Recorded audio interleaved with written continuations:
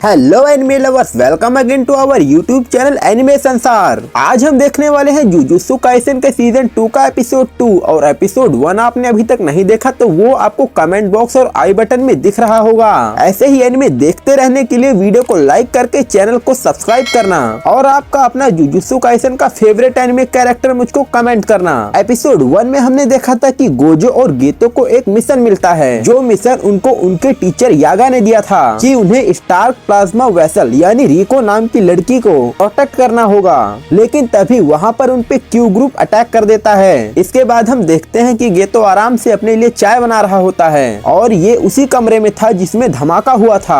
और यहाँ पर रिको और उसकी केयर टेकर सोफे पर बेहोश पड़ी थी और वहीं दूसरी ओर वो सोल्जर कोकुन जिसने धमाका किया था वो अब गेतो की पकड़ में था और वो उससे माफी मांग रहा होता है और वो स्पिरिट कोकुन को किस करने की कोशिश कर रहा था। यहाँ पे कोकुन गेतो से कहता है कि अब वो दोबारा कर्स एनर्जी यूज नहीं करेगा और दोबारा वापस अपने गांव जाकर खेती करेगा। लेकिन गेतो उसकी बात को अनसुना करता है। इससे कोकुन काफी ज्यादा गुस्सा हो जाता है और वो उससे बताता है कि उनके ग्रुप का सबसे पावरफुल सोल्जर बेयर भी यहाँ आया है और वो उन्हें अच्छा सबक सिखाएगा। तभी गेतो के फोन में एक मैसेज आता है जिसमें गोजो ने उसको एक फोटो सेंड की थी और गेतो ये फोटो कोकुन को दिखाता है जिसमें गोजो ने उस सोल्जर को मार पीट के पहले ही साइड कर दिया था और अपने सबसे पावरफुल मेंबर के हार जाने के बाद क्यू ग्रुप पे अब ताला लग जाता है। और फिर उसके बाद आगे सीन में हम एक बोट रेस सरीना को देखते हैं जिसमें तोजी फुसिगिरो बैठा हुआ था और इसको हम सॉर्सरर किलर के नाम से भी जानते हैं। कोंग उसे ढूंढता हुआ यहाँ आता है तो तोजी उसे बताता है कि वो रेस में पैसे लगाने आया था लेकिन अभी तक वो एक भी बैट नहीं जीता।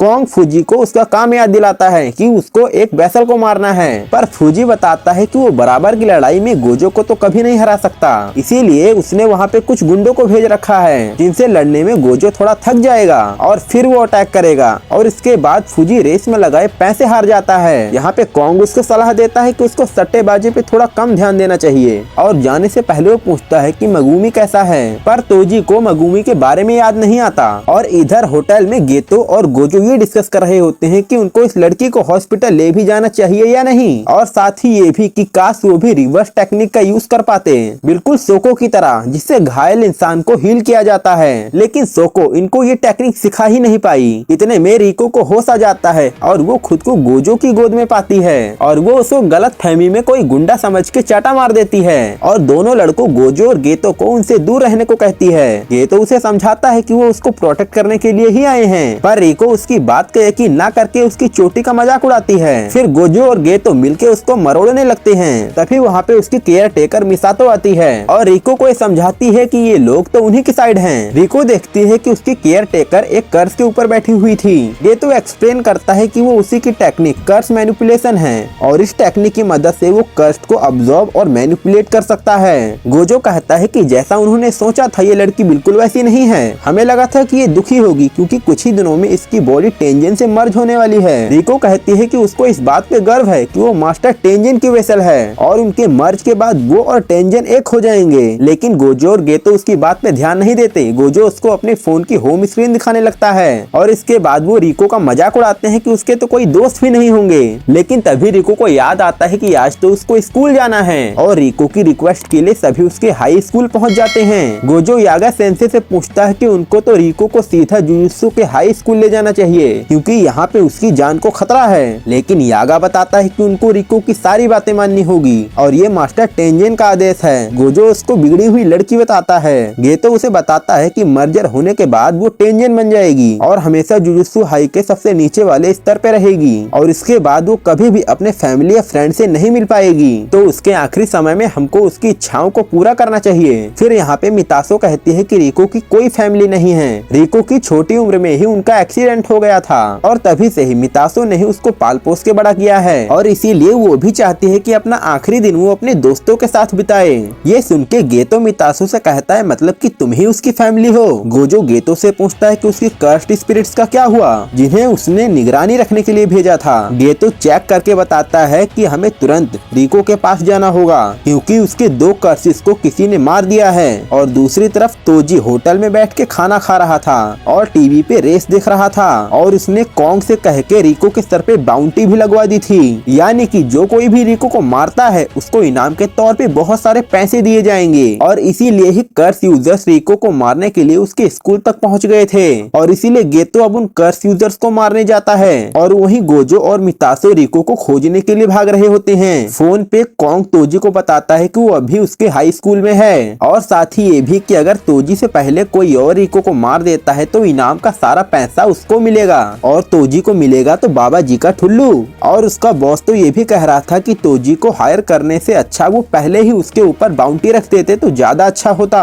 तोजो एक्सप्लेन करता है कि उस लड़की के साथ गोजो है, सैकड़ों सालों में वो पहला ऐसा बंदा है जिसके पास लिमिटलेस और 6 आइज ये दोनों टेक्निक्स है और जब तक वो उस लड़की के साथ है कोई उसको नहीं मार पाएगा। तोजी कॉन्ग से कहता है कि वो बाउंटी को 47 घंटों तक चलने दे और इसके बाद वो सारा पैसा वापस उसके पास भेज दे। इतना कह के तोजी कॉल को कट करता है और इधर स्कूल में गेतो का सामना एक बूढ़े से कर्स यूजर से होता है जिसने 2 शिकिगामी को समन किया था। वो उसकी यूनिफॉर्म देख के ही समझ जाता है कि ये पक्का जुजुत्सु हाई से है और वो हमले के लिए रेडी हो जाता है और इसके बाद गेतो भी 2 स्पिरिट्स को बाहर निकालता है जिससे कर्स यूजर ये समझ जाता है कि इसके पास कर्स मैनिपुलेशन टेक्निक है। लेकिन तभी उसको विश्वास था कि वो गेतो को हरा देगा क्योंकि गेतो अभी यंग है तो उसके पास इतना एक्सपीरियंस तो नहीं होगा और शायद वो क्लोज कॉम्बैट से भी डरता होगा। लेकिन तभी गेतो एक बड़े से केंचुए कर्स को बाहर निकालता है जो कि शायद से उस कर्स यूजर को निकल जाता है। ये सोचते हुए गेतो आगे बढ़ता है लेकिन तभी वो कर्स यूजर साइड से आके उस पे अटैक करता है पर तभी उसको अपना डॉग दिखाई देने लगता है।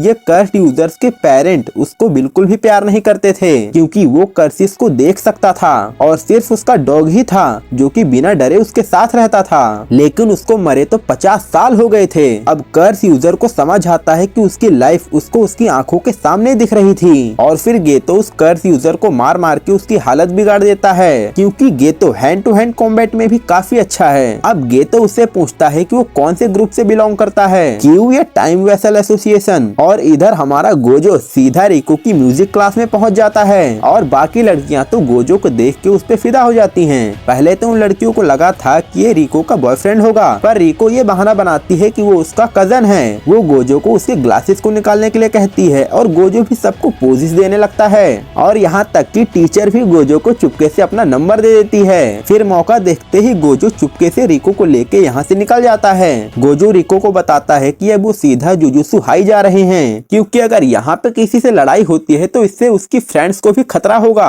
तभी हम वहाँ पे एक कर्स यूजर को देखते हैं जिसने अपने सर पे एक बैग डाला हुआ था। वो कहता है कि इस मामूली सी लड़की को मारने पे 30 मिलियन मिलेंगे। तभी वहाँ पे मितासो आ जाती है और वो पूछती है कि उसको किसने भेजा है। इसके बाद मितासो बाई की तरह उस पे झाड़ू से अटैक करती है और उसे हरा भी डालती है। तभी वहाँ पे गेतो आ जाता है और उस बूढ़े से कर्स यूजर से ये पता चल चुका था कि रिको के सर पे 30 मिलियन की बाउंटी है और साथ ही उसकी टाइम लिमिट भी जो कि कल के सुबह 11 बजे तक है और वो ये बात गोजो को कॉल पे बता देता है। और यहाँ पे गोजो रिको को उसी कर्स के 4 क्लोन्स ने घेरा हुआ था। रिको पूछती है कि क्या ये शिकिगामी है पर गोजो कहता है कि जुजुत्सु सॉकरर में वैसे भी लोगों की कमी है, अगर तुम चाहो तो जॉब करने के लिए हमको ज्वाइन कर सकते हो। पर उस कर्स यूजर को इसमें कोई इंटरेस्ट नहीं था। वो अपना 5वां क्लोन भी बना लेता है और अब गोजो अपनी कर्स टेक्निक से 2 क्लोन्स को आपस में ही टकरवा देता है और 2 क्लोन्स उस पे अटैक करने आते हैं लेकिन उसकी इन्फिनिटी शील्ड की वजह से वो उसको टच भी नहीं कर पाते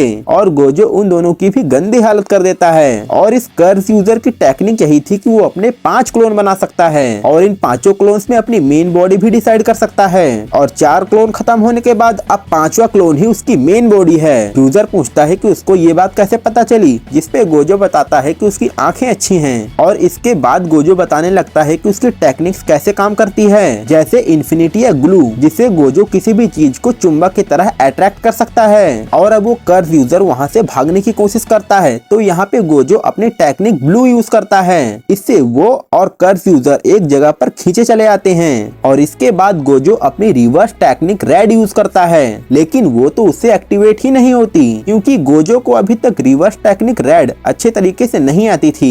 तो गोजो सिंपल मुक्का मार के ही उस कर्स को हरा देता है और इस पूरी फाइट के दौरान रिको गोजो के साथ ही थी और वो उसी की पावर की मदद से हवा में उड़ रही थी और वो गोजो की पावर देख के हैरान होती है। तभी उसके फोन में एक मैसेज आता है जिसे देख वो चौंक जाती है क्योंकि यहाँ पे मितासो का किडनैप हो चुका था और इसी के साथ इस एपिसोड का एंड होता है। पर आखिर एपिसोड 3 में क्या होगा, और तोजी फाइट में कब उतरेगा, और गोजो का दोस्त गेतो जो कि काइंड और हम्बल नेचर का था वो कैसे विलन में बदल गया, ये सब तो हमको आगे के एपिसोड्स में ही पता चलेगा। पर ये एपिसोड आपको कैसा लगा मुझे कमेंट बॉक्स में जरूर बताना। अच्छा लगा हो तो वीडियो को लाइक करके नेक्स्ट एपिसोड के लिए चैनल को सब्सक्राइब करना, और अभी एंड स्क्रीन पे आपको आगे के एपिसोड्स या फिर और भी एनिमे दिख रहे होंगे उसको भी जरूर चेक करना, काफी मजा आएगा। मिलते हैं अगले वीडियो में, तब तक के लिए बाय।